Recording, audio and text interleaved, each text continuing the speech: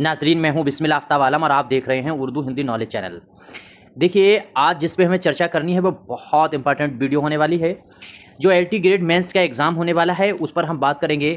क्या आपकी कोई तैयारी नहीं है, उसके बावजूद ये एग्ज़ाम बहुत अच्छे से किया जा सकता है और इस एग्ज़ाम को निकाला जा सकता है। क्या करना चाहिए हमें, इन सब चीज़ों पर हम बात करेंगे और क्या क्या आपको करना चाहिए, इन चीज़ों पर हम चर्चा करेंगे।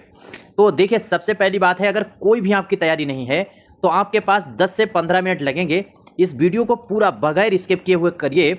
अगर कुछ भी आपने नहीं रटा है, कुछ भी आपको नहीं मालूम, आपने सिर्फ प्री का एग्ज़ाम निकाला है और उसी बेस पर आप देना चाहते हैं, बहरहाल तो इन चीज़ों पर आपको क्या करना, ऐसी स्थिति में आपको क्या करना चाहिए, एलटी ग्रेड मेंस हमको कैसे लिखना है, इस वाले हम लोग सवाल पर बात करेंगे। देखिए, मैंने कई बार आपसे बात कही है कि आपको जो मजमून लिखना है, इस मजमून में क्या करना है कि आपकी 3 चीज़ें ही चेक होने वाली हैं। एक चीज़ आप अपने जहन में रखिए, 3 चीज़ें।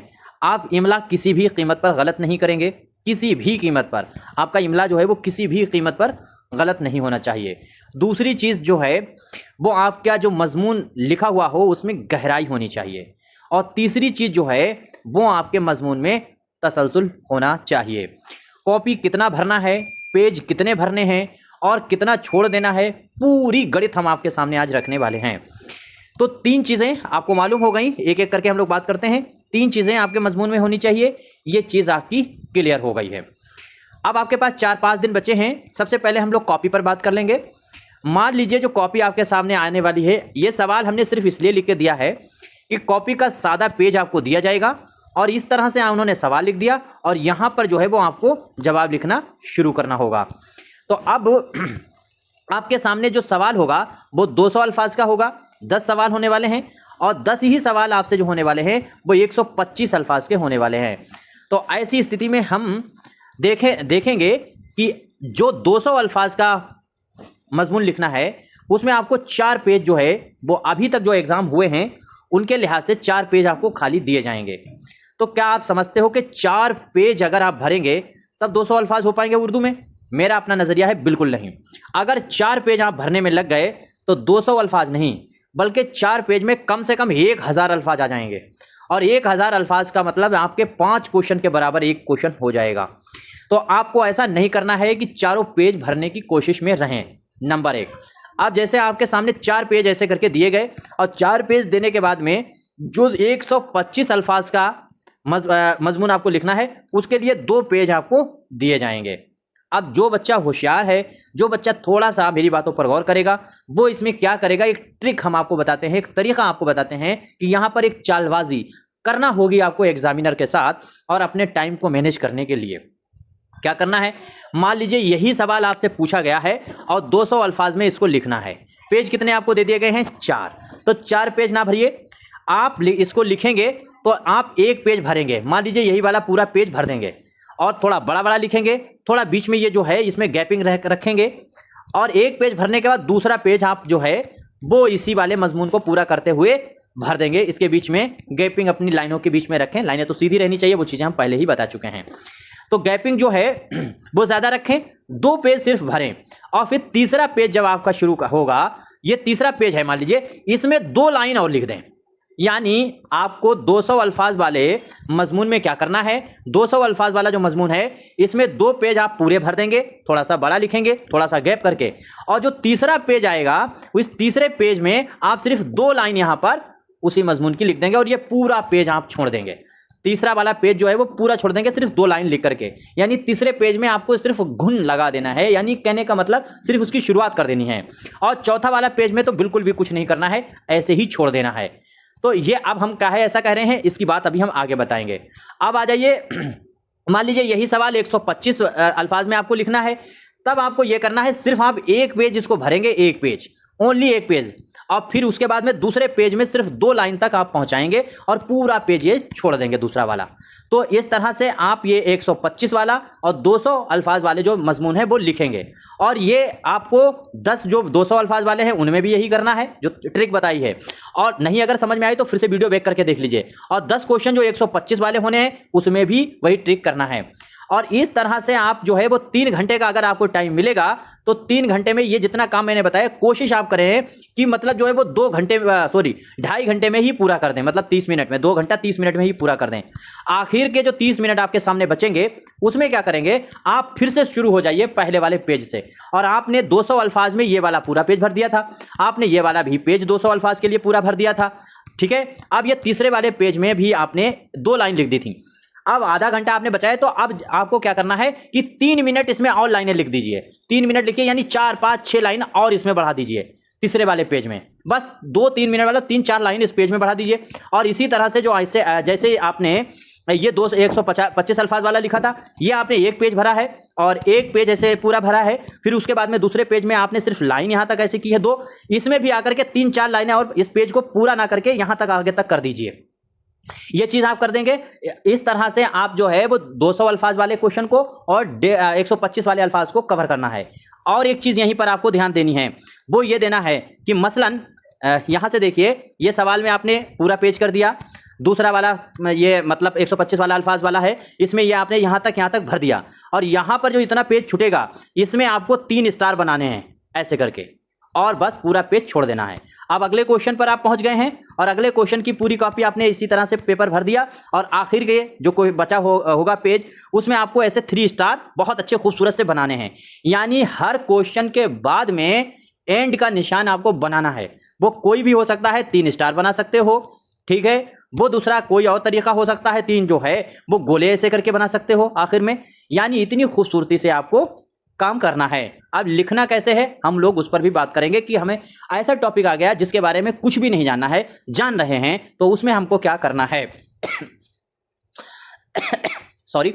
अब इसमें जो है, इसमें आपको क्या करना है, और एक बात याद रखिएगा कि आप जो लिखेंगे वो सिर्फ 2 ही पेन यूज़ करेंगे, एक ब्लैक पेन यूज़ करेंगे और एक जो है वो आप नीला ब्लू पेन जो है वो यूज़ कर सकते हैं। बाकी आपको स्केच है, हाइलाइटर है, इनका इस्तेमाल किसी भी कीमत पे नहीं करना है, वरना आपको नंबर नहीं मिलेंगे। ये चीज़ आपको याद रहेगी। अब आइए हम जो ज़्यादा इंपॉर्टेंट चीज़ है उस पर बात करते हैं। कॉमन चीज़, जैसे आपको कोई चीज़ नहीं भी आ रही है तो आपको क्या करना चाहिए। ये गज़ल है और सवाल उन्होंने पूछा है कि गज़ल का इर्तिका और उसकी अदबी अहमियत। अब ये गज़ल ना लिख करके अगर सवाल नज़्म का इर्तिका आ जाए, ठीक है, या नज़्म का इर्तिका आने के साथ साथ में मरसिया का इर्तिका आ जाए, ठीक है, या कसीदे का इर्तिका आ जाए, या मसनबी का इर्तिका आ जाए, जो भी उर्दू की सिन्फ़ हैं, नावल है, दास्तान है, या फिर खुतूत निगारी है, मज़मून निगारी है, इंशाइया निगारी है, खुद नविस निगारी है, किसी का भी इर्तिका हो, आपको काम सिर्फ एक ही करना है। अगर आपको नहीं आता है कुछ भी तो सबसे सरल फंडा है, ये लेक्चर थोड़ा सा सुन लीजिए, 5 मिनट आपका बहुत काम का होने वाला है। तो यहाँ पर इर्तिका किसी का हो तो बहुत सरल है। मसलन यही हम इसका ही टेलर आपको दिखाते हैं और सभी में यही चीज़ आपको अप्लाई करना है। आपको होशियार बनने की कोशिश नहीं करनी है। देखिए मान लीजिए गज़ल का इर्तिका आ गया तो क्या आपको लिखना है, कुछ नहीं, बस सीधे सीधे लिखना शुरू कर दिया है कि गज़ल जो है वो अरबी ज़बान का लफ्ज़ है, गज़ल का मानी औरतों से बातें करना होता है, और गज़ल में जो है वो रदीफ़ और काफ़िए का इस्तेमाल और वज़न का इस्तेमाल एक ही होता है, और साथ साथ में गज़ल जो है पहले शेर को मतला और आखिरी शेर को मक्ता कहते हैं। इतनी कहने के बाद आप क्या लिखेंगे कि गज़ल के इर्तिका में सबसे पहला जो दौर रहा वो शुमाली हिंद में अमीर खुसरो के दौर का दौर माना जाता है। और अमीर खुसरो ने जो गज़लें लिखना शुरू करी, मैं पढ़ के नहीं बोल रहा, बस फटाफट आपको बता रहा हूँ, ऐसे ही लिख देना है आपको। हर इर्तिका क्या करना है कि अमीर खुसरो के ज़माने में गज़लें लिखना उर्दू में शुरू हुई, और अमीर खुसरो ने जो गज़लें लिखना शुरू की उनमें एक मिसरा अरबी का और दूसरा मिसरा उर्दू का होता था। इस तरह से गज़ल की शुरुआत तो हुई, लेकिन फ़ारसी आमेज़ गज़ल का इस्तेमाल होना शुरू हुआ, लिखना शुरू हुई। इतनी बात लिखने के बाद फ़ौरन आप आगे लिखेंगे, नई पैराग्राफ से लिख देंगे कि उर्दू की बाकायदा इब्तिदा जो है उर्दू गज़ल की वो दक्कन में मानी जाती है, और दक्कन में मुल्ला वजी और कुली कुतुब शाह से गज़ल की शुरुआत अच्छी तरह से हुई। और जो मुल्ला वजी थे उन्होंने बहुत सारी गज़लें लिखी हैं, क्योंकि उन्होंने मसनबी कुतुब मुश्तरी लिखी तो उन्होंने गज़लें भी लिखी।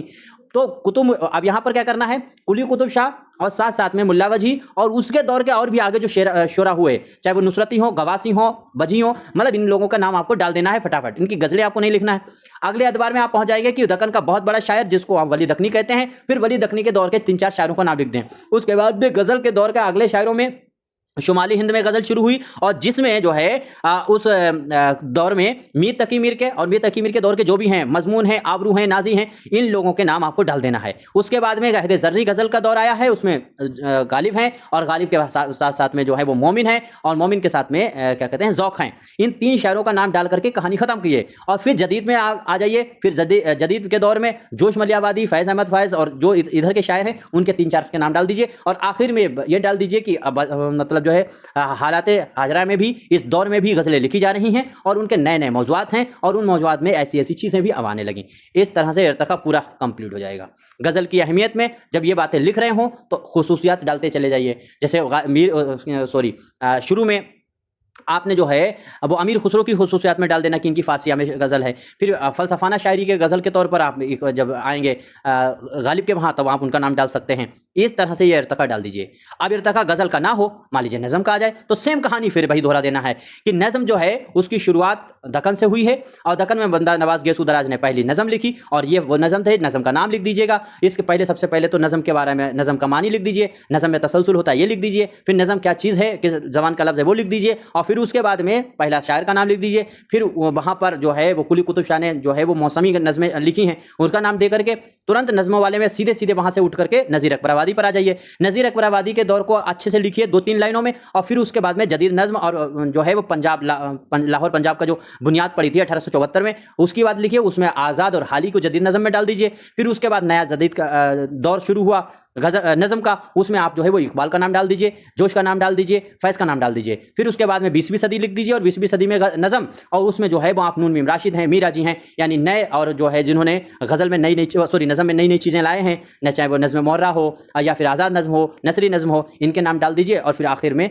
हालात जो चल रहे हैं इस दौर के जो नज़म को हों आज से 70-80 साल पहले के जो भी हैं, चाहे वो जॉन हैं, चाहे वो अहमद फराज हैं या फिर और भी जो शायर हैं, जानिसार अख्तर साहब हैं, जावेद अख्तर साहब हैं, कैफी आज़मी साहब हैं, इस तरह के लोगों के नाम डाल दीजिए। ये भी इर्तिक़ा वैसे सेम लिख दीजिए। नज़म का भी मरसिया का इर्तिक़ा में आ जाए तो सेम वही काम करना है। मरसिया का पहले लफ्ज़ मानी क्या होता है, मरसिया किस ज़बान का लफ्ज़ है और फिर मरसिया कहाँ से शुरू हुआ, उस दौर के 3 शायर 4 उठा लीजिए, फटाफट नाम डाल दीजिए। उसके बाद वो शुमाली हिंद में किस तरीके के कहाँ मरसिया लिखे गए और किस तरह के मरसिया लिखे गए, सौदा वगैरह ने उसमें मरसिया लिखे और किस तरीके की हैयत इस्तेमाल की, वो बातें लिख करके तुरंत अनीस और दबीर का दौर आ जाइए और उसमें जितनी ज़्यादा बातें बढ़ा सकते हैं 2-4-6 वो बढ़ा दीजिए। और उसके बाद में मरसिया आज भी लिखा जाता है लेकिन उसमें यार का नहीं लिखा जाता है, ये बात कह करके। और शख्सी मरसिया का भी दौर रहा, शख्सी मरसिया में जो है वो चकबस्त और जो उसका नाम डाल दीजिए। तो इस तरह से हर एक चीज़ के इर्तिक़ा का तसलसल बना लीजिए और 3 खंड में बांट दीजिए। एक खंड में शुरुआती दौर और उसका मानी और उसके जो है वो अहमियत, मतलब किस लिए कहाँ से शुरुआत हुई, और दूसरे दौर में जो उसका उरूज का दौर रहा हो वो डाल दीजिए और तीसरे दौर में वो शायरों का जिक्र कर दिए जो उसकी हालात और वर्तमान में स्थिति जो बनी हुई है उस सिनफ की, चाहे वो गज़ल हो, चाहे मसनबी हो, चाहे कसीदा हो। मैंने कहा हर एक चीज़ की इसी तरह से इर्तिक़ा आप लिख सकते हैं। उम्मीद करता हूँ मेरी बातें समझ में आई होंगी। अगर फिर भी आपकी चीज़ें नहीं समझ में आ रही हैं तो मैंने आपको बताया था कि 100 मज़मून इसी तरह के मैंने तैयार कर रखे हैं और उसकी PDF आप ले सकते हैं। ये जो नंबर दिखता है 6386 492 279 पर कांटेक्ट कर लीजिए और वो ले लीजिए। थोड़ी बहुत पे होगी भाई, आखिरी मौका है, बार बार मौका नहीं मिलेगा, आपकी एज निकल सकती है। तो अगर थोड़ी बहुत अगर आपको फीस जा भी रही है और ये आपको मिल सकता है, भाई इतना काम किया जाता है, टाइपिंग का खर्चा है, तो वो चीज़ें आप पे करके इसको ले सकते हैं, आपकी मर्जी है। इसमें 100 मज़मून इस PDF में होने वाले हैं और उन्हीं मजमून का बार बार रिपीट करिए, पढ़िए। एक दिन में 20 मजमून पढ़िए और तुरंत उन 20 को 3 घंटा तक लगातार लिखिए बगैर देखे। आप पढ़िए कम, लिखिए ज़्यादा। 2 घंटा से ज़्यादा कोई भी बुक आपको किसी भी कीमत पे अगर LT का एग्जाम देना है तो नहीं पढ़ना है, नहीं पढ़ना है, नहीं पढ़ना है। हम 100% कह रहे हैं कि ऐसा कोई क्वेश्चन नहीं आने वाला है जिसके बारे में आपको जानकारी नहीं होगी, बस आपको लिखना आता हो, बस ये मेन बात है। तो आप लिखने की प्रैक्टिस जितना हो सकता है करें और अपनी PDF जो है 100 उसमें मजमून ज़रूर हैं, उसमें 100 मजमून हैं इस PDF में, लेकिन अगर 3 घंटा आप मुसलसल पढ़ दें तो 100 मजमून आराम से पढ़ दोगे, क्योंकि 200 अल्फाज के हैं। 3 मिनट में एक मजमून पढ़ दोगे, 2 मिनट में एक मजमून पढ़ दोगे, तो 3 घंटे में आराम से 100 पढ़ सकते हो। तो अभी इतने दिन हैं बचे हुए, इतने दिन में कम से कम 5-6 बार ये 100 मजमून पढ़ लीजिए और कम से कम 5-6 दिन बचे हैं तो 5-6 मतलब 3 घंटा रोज लिख करके आप प्रैक्टिस कर लीजिए। इतनी बातें थी जो मैंने आपके सामने रखी हैं, इंपॉर्टेंट जो मुझे लगी। अभी आपका कोई सवाल है तो कमेंट कीजिएगा, आपको जवाब दिया जाएगा। ज़्यादा सवाल होंगे किसी टॉपिक पर तो उस पर वीडियो बनाएंगे, उस पर हम चर्चा करेंगे। बाकी आपको वीडियो अच्छी लगे तो लाइक कर सकते हैं, नहीं अच्छी लगे तो डिसलाइक कर सकते हैं। बाकी शेयर ज़्यादा से ज़्यादा वीडियो को कीजिएगा। उसकी वजह हम आपको कई बार बता चुके हैं, क्योंकि वीडियो जितनी ज़्यादा आप शेयर करेंगे उतनी ज़्यादा LT ग्रेड वाले बच्चे आगे आ पाएंगे और LT ग्रेड की सीट खाली नहीं जानी चाहिए। शुक्रिया।